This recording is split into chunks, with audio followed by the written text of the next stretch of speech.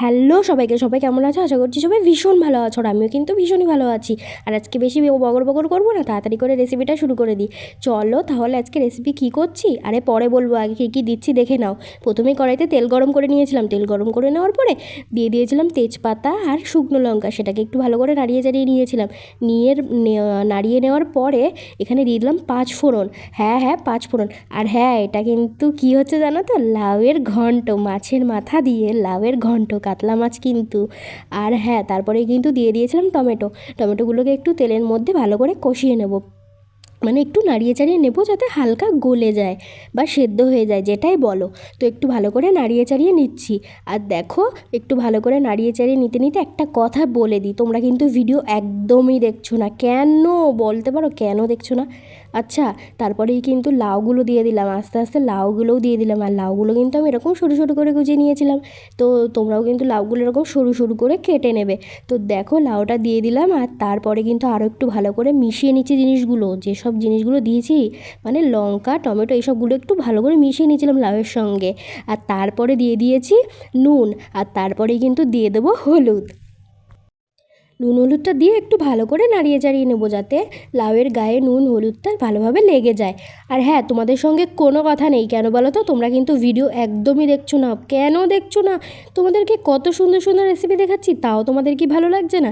আর হ্যাঁ, যারা যারা ভিডিওটা এখন দেখছো, যারা যারা দেখছো, কেউ কিন্তু ভিডিওটা স্কিপ করবে না।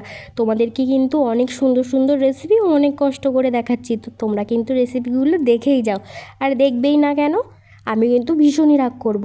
তো তারপরে দেখো, লাউটা কিন্তু আলগা করে দেওয়ার পরে আমি 5 মিনিট মতো ঢেকে নিয়েছিলাম। আর তারপরে আলগা করে দেওয়ার পরে দেখো কতটা জল ছেড়ে দিয়েছে। এই জলটা কিন্তু শুকিয়ে নিতে হবে, আমরা জানি যে লাউ থেকে জল ছাড়ে। তো এই জলটা কিন্তু শুকিয়ে ফেলতে হবে, সেই জন্য কিন্তু আমি গ্যাসটা হাই করে দিয়েছিলাম। দেওয়ার পরে আমি জলটাকে একটু ভালো করে শুকিয়ে নেব, মানে টানিয়ে নেবো, যে যা বলতে পারো। তো তারপরে দেখো, আমি একটু ভালো করে নাড়িয়ে চাড়িয়ে নিচ্ছি। আর লাউটা কিন্তু এখনও প্রপারভাবে সেদ্ধ হয়নি, হ্যাঁ, লাউটা কিন্তু এখনও অনেকটাই সেদ্ধ হতে বাকি আছে। আর আমি তার মধ্যেই দিয়ে দিয়েছি জিরে আদা বাটা। আমি আদা না, সরি, জিরে আর গোলমরিচ বাটা। তো দেখো, এর মধ্যে দিয়ে দিয়েছি জিরে গোলমরিচ বাটা, আর সেটাকে দিয়েও ভালো করে নাড়িয়ে চাড়িয়ে নিচ্ছিলাম। আর তারপরে কিন্তু আবার একটু ঢেকে দেবো। আর হ্যাঁ, তোমরা কেন ভিডিও দেখছো না বলতে পারো আমাকে, কেন ভিডিও দেখছো না? তোমরা কিন্তু অবশ্যই বলবে।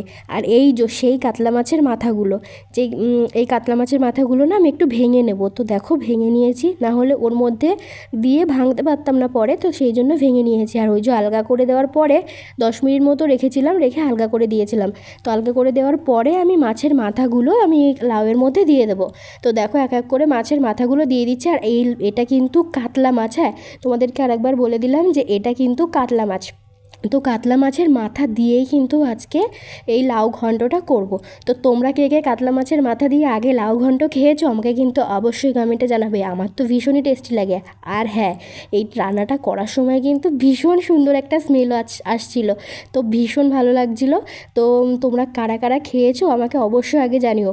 আর দেখো, আমি মাথাগুলো দেওয়ার পরে আমি কিন্তু ভালো করে আরেকটু নাড়িয়ে চাড়িয়ে নিচ্ছিলাম।